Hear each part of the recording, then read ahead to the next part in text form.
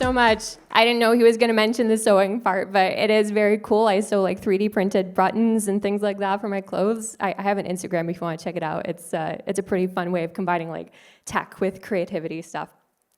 Anyway, though, I'm so excited to be here. This is actually the first talk I've given in 3 years, which is probably the same for most of the speakers, but I'm so excited that it's here in Budapest.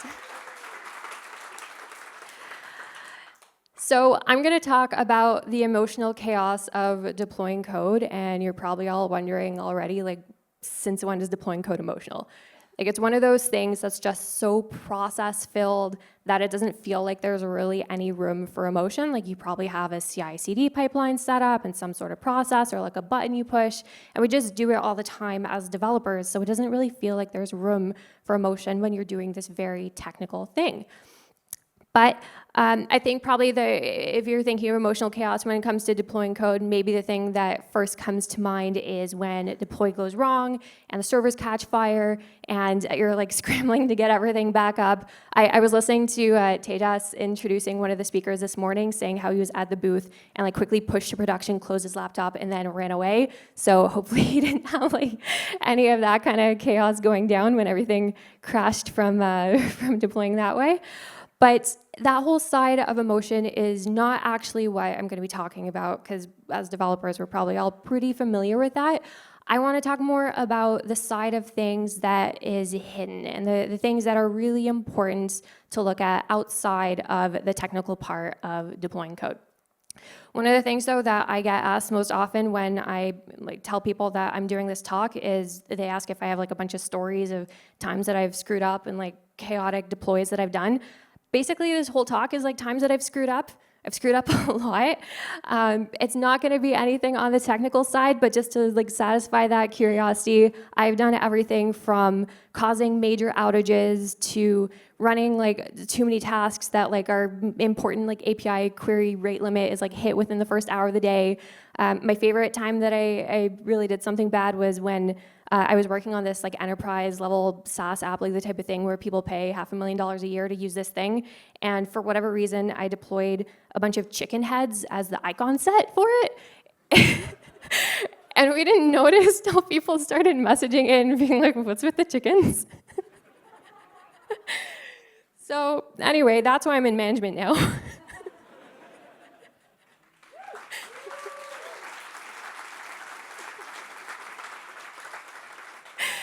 I swear I can still write good code. But yeah, so I'm a senior engineering manager at Fellow. I'm based in Ottawa, Canada. And I mean, Tejas already gave a great intro to Fellow, but we are a meeting management productivity platform. So really great at being able to create agendas, take meeting notes, track action items, and really do everything around the whole meeting productivity suite of things. So I'm working there. I have been in the industry for a little over 10 years now. And one of the big things I wanted to mention too is I have actually just written a book. Thanks. So this book is called Remote Engineering Management. And I've been working remotely for the last 10 years, actually. So basically my entire career was working remotely before it was cool. And through that, like as the talk is about all my failures, I've had a lot of failures working remotely too. And this book is basically a summary of everything I've learned and a really great like people first way of managing teams. So everything from like remote specific biases to look out for in hiring all the way to how to give really good and fair like feedback and promotions. So this is coming later this summer. If you want to be notified when it's available, you can sign up on my website there, alexandras.dev/book for a notification. Anyway, so for the emotional chaos of deploying code, I want to start off by talking about a deploy that has gone wrong, a deploy that has then gone right, and then how you can get from one to the other. And we're going to do that in a story. So once upon a time, there was some code to deploy. Chapter 1, preparing the build. So the engineering team has been working hard on a new feature in their enterprise SaaS application. We can print it's JavaScript because we're at JSConf. And we have decided that it's going to be ready to deploy at some point later this week. So Emily, the QA engineer, is starting to do a little bit more testing to make sure that this is going out and ready to go. QA is incredible, by the way. They don't get nearly enough credit. And she's finding all these bugs, and the engineers are saying, like, that's not a big deal. We'll fix that later, which is something that I am very guilty of doing. There's a deploy in sight, and so Rami, an engineer, starts to decide that he wants to go build another feature and sneak it into the deploy, which is something I still do today, which is not good. So Rami is trying to like get this going and starts to cut corners instead of cutting scope for this thing to be deployed. There's also a new engineer on the team, Maria, and this is the first time that something that Maria has built is going live to production. But since it's the first time, she doesn't really know what's going on and hasn't done this before, doesn't really know what this process is going to look like. Chapter 2, planning the deploy. There's another engineering team here, and they've built something that's also going live, but they have broken it, and it's making it hard to test things, so we have to wait for them to be done with that. There's also the marketing team here, and Amir from the marketing team needs to know when this is going out so that he can plan for the content around this to properly promote the developer's work, but he doesn't know when that release is actually going to happen. At some point, the day of the release at 9 a.m., everyone decides 3 p.m. we're going to do the deploy.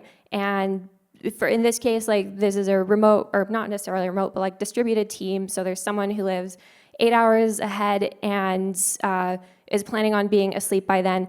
I guess that means it's 11 p.m. I normally go to bed at like 10:30, so that seemed reasonable for me, but I know that's not really the same for everyone. Chapter 3, deploy time. Kirti from the engineering team has built a small part of this thing that's going out, and they're waiting around by their computer, like when the deploy is happening, not really sure if they're supposed to be doing anything. And that's not great at 11 p.m. All right, the deploy takes place. Everything goes well. The code stays up, or the server stays up. Nothing catches fire. That's awesome. And it's not over yet. The deploys continue long after the code has actually gone out.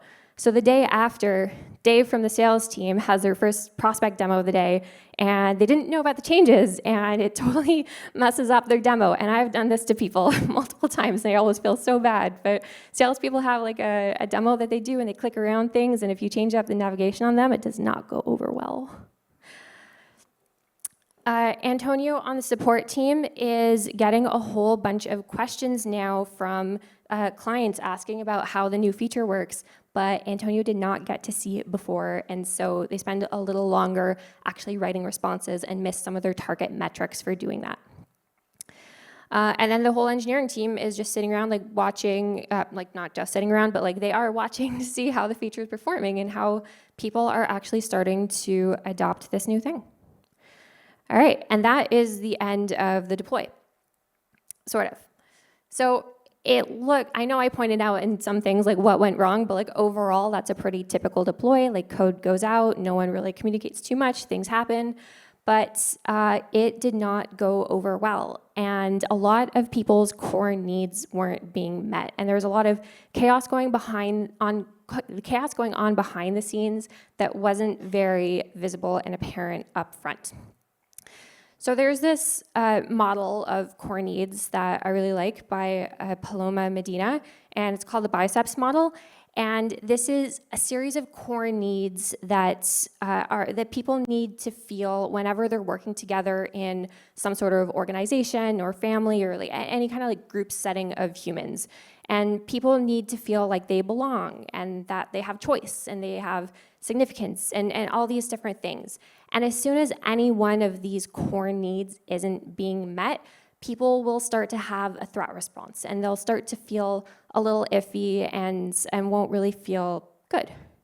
One of my favorite applications of this model is, Lara Hogan wrote this article, Dealing with Surprising Human Emotions, Desk Moves, and something as simple as changing the seating arrangement in an office can trigger like all of these different threat responses, because if you were sitting close to the CEO at first and then your desk was moved to be like close to the washroom, you're gonna feel like people think you're less important because that's a pretty cool spot. Going to a not so cool spot Or if your back is to all the people, then you don't feel as good either.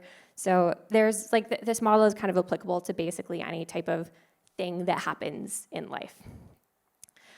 And there's this quote that I like from an article that April Wenzel wrote, right, that says, taking time to care about other people's emotions isn't just kind, it's actually more efficient if it leads to smoother interactions that don't trigger people's threat responses. And I think this is very true. Like the reason that it's important to consider this Biceps model and think about how people are feeling depending on, without them even having to say how they're feeling, it's very important because the less people feel threatened, the more efficiently people are going to work together and the better everything is going to be. So how each person actually felt. Emily, the QA engineer, her core need that was being kind of threatened there is significance, because when an engineer says to a QA person that like these bugs you found aren't important, we're going to address them later, they don't feel so good because their job is to maintain the quality of the product and to point out these things that are going wrong. So for someone to tell them, no, that whole job that you've just done doesn't really matter, it doesn't feel very good. For the person, Rami, who was like speeding up to fit his feature into the deploy, there is some issues with predictability there where like suddenly, I know this is like Rami himself who's like trying to speed this up, but because nobody said, no, like you shouldn't do this, these are the features going into the deploy, then it's a little bit, it feels a little bit odd for Rami because he doesn't know whether his code's gonna go out or not, and that predictability is being threatened. Same thing with Maria, who is doing a deploy for the very first time. She's never seen this process before, doesn't know what it looks like, doesn't know if she's gonna have to do anything for it, and so predictability is an issue there too. Amir from the marketing team, this is where it starts to get like a little bit more complex. I think the main like issues with emotions and chaos in deploys is like how engineers communicate with other members of the organization, because it's so easy to forget about them when we're not communicating day to day. But Amir from the marketing team was trying to create content and there was no date set, and or no date was communicated to him, and so it doesn't feel very nice because he doesn't feel like the engineers are thinking of him quite as much as they should. Will, the engineer, he's the one who lives 8 hours ahead, and it's going to be bedtime during the release. So I think the core need here that's being threatened is belonging, because I've been guilty of this too very often, where there are some engineers in a different time zone and I'll set, like, let's say a meeting for 9 in the morning, people are 3 hours behind me and that's 6 a.m. And they have to remind me, like, I'm not gonna be awake by then. And that is always hurtful because then they don't feel like they're being thought of. They don't feel like they're really a part of the team because you're not considering them.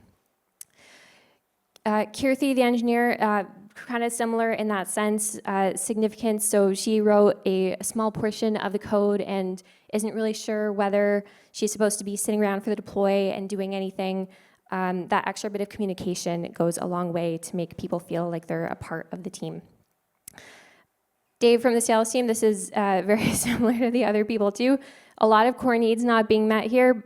Belonging, because nobody thought to show him the changes, going out ahead of time and thinking about the impact it's going to have on his work. Equality, predictability, all of these things that go into a product changing all of a sudden. Antonio from the support team is very similar to the sales demo, where it feels very bad to suddenly have a bunch of support queries coming in when you don't know the answers to things and nobody thought to help you out and show you these things ahead of time. And the engineering team, predictability, this is where everyone's sitting around like hoping to see how the features are doing and what's going on. And predictability here is the one that you want to look out for. I find it's always nice to reassure an engineering team when something is going live that no matter what happens, like, you did a great job, the work that you did is good. Because yeah, sometimes things go live and then nobody uses them, and that always feels bad. So you don't want people feeling that way. And this is all relevant to teams, like no matter how you work, all types of teams are gonna feel these sorts of emotions, but remote teams in particular, there's a very large impact on them. And that's specifically because when you're working in person, it's a bit easier to tell how someone's doing and how they're feeling because you get that body language, you can see, it's a bit harder to mask your emotions. But when you're working remotely, it's so easy to just write on Slack or whatever it is saying like, yep, all good, I'm happy, and then behind the screen just actually feel really bad and not feel like it's okay to say how you're doing or say like, I don't know what's going on, can you clarify? So it's especially something to look out for on remote teams. So hopefully nobody is thinking like, this isn't happening for us. I'm pretty sure it is, at least in part, because even with me, like I have written this talk and I still screw this up all the time. So it's probably pretty common. But what does a good deploy actually look like then? So going through the story again, once upon a time, there was some code to deploy. The engineering team has been working on this thing again. And Emily, the QA engineer, is doing a whole bunch of testing. And Emily works with the developers to plan out what is an acceptable bug state and work with the developers to triage issues to maintain a backlog to fix later. So instead of engineers just saying like, nope, doesn't matter, we'll do it later, you really want to work together to make sure that you're on the same page before any bugs are reported to figure out what is actually going to be acceptable or not. So Rami, who is the person who was trying to pick up the pace to get that feature in before the deploy goes out, Rami has been told that like these are the features that are going out, or not him specifically being told that, but like it has been established that this is the series of features that are going to go live. And so he recognizes that it's not nice to sneak a feature in last minute. That's not fair to QA or support or sales or marketing or like anybody else who would suddenly be surprised by this new thing going out. For Maria, whose code is going out for the very first time, not so worried with predictability because hopefully there's a nice, thoughtfully written deploy process somewhere in your team documentation. And that should, I always love having team documentation for everything in general because it's so much easier to just respond with a link. Like instead, if someone asks you, how do you do this thing, instead of going over it with them and having a call or like writing out this long message every time, just putting that in a team doc somewhere and sending out that link so that you might spend like 20 minutes doing that, which is longer than spending 5 minutes saying it out loud. But that 20 minutes like compounded for all the people who are gonna ask that saves so much time. And yeah, so I'd recommend doing that in general for basically everything process related on your team. But anyway, so she's read through the team docs and knows exactly what is going to happen. So for planning the deploy, the other engineering team built the feature for the deploy, and they are a little bit more diligent in what they put on staging for testing because they know that other teams are going out. So the main thing here is just like communicating a lot between teams. Amir from the marketing team is, he knows when the dates are for the deploy because he's been in constant communication with the team's manager. And so everything goes well. He knows when his work has to be done. Will, who lives in the time zone 8 hours ahead, can be asleep by 11 because everyone remembered about Will and remembered that he lives in a different time zone and explicitly pointed out ahead of time, it's okay, you don't have to be here, we know it's late, you can go to sleep. Deploy time. Kirthi, who is the person who wrote a small feature for this deploy, everyone recognizes that she might be wondering whether or not she's actually needed for this, and she has been told, you don't have to be here, but you're welcome to be here, and so she decides to go cheer everyone on. And the deploy happens, code doesn't go down, and the day after, Dave has their first sales demo of the day, and he knew all about the demo and all about the new changes, and his demo was so good, he sells 1 million seeds and makes a lot of money. Antonio was able to write the documentation for the new features ahead of time, and so kept hitting his targets whenever any questions came in from clients, and everything went really well. The engineering team is watching the metrics to see how their feature gets adopted, and it doesn't really matter in the end. Like, it's great if it gets adopted really well, but they have support from their manager who has told them that no matter what, like, it was a good job. All right, and that is the good deploy. So how do you actually get there? It's not so much like a one-step process. There's a lot of stuff involved to actually get to a point where things run really smoothly like that. And as you can tell, like, it's not just like communicating with the engineering team, it's communicating with every other team and working on documentation and many different things like that. But I think that the most important aspect of this is working on emotional intelligence and psychological safety within your teams. And what that means, like, it's a term that's thrown around a lot, but what that really means to me is creating an environment on the team where people feel safe to fail and safe to ask questions without thinking that people are going to think that they're not smart or they don't know what they're doing. And it takes a lot of work to get to that environment. And it's a really good thing to do because it means that people are going to be willing to ask more questions, which means people are going to continuously learn from each other, and it just makes the team better overall. Some actual like bullet points of how to really get there though. So the first step for all of this overall is just over communicate as much as possible, especially in remote teams. One of the biggest mistakes people make is assuming that people know what they know. And so really what you want to do is, if you think that like the feature set going out should be limited to this, say so in writing, orally, like in a million different places, multiple times, because people will miss, like, no matter how many times you like at channel and Slack and say like, this is what's happening, here's the plan, people will miss it. So you really have to over communicate over and over and over. The next big thing is setting up processes for informing other teams of releases. And there are a bunch of different ways you could do this. I'm a big fan of like async communication. So setting up whether it's like wiki pages where you can talk about these things, or like Slack digests or things like that. For a while, I was doing product sync meetings. So meetings where there would be a representative from engineering, product, QA, marketing, sales, like all of the different organizations or departments that are related to features in some way. We'd all just get together and talk about it. So we'd say, these are the things we want to deploy. Does marketing need anything from us? And then marketing would talk to design in that meeting, and we'd have someone from sales like planning out when this thing is going to be available and how they should sell it.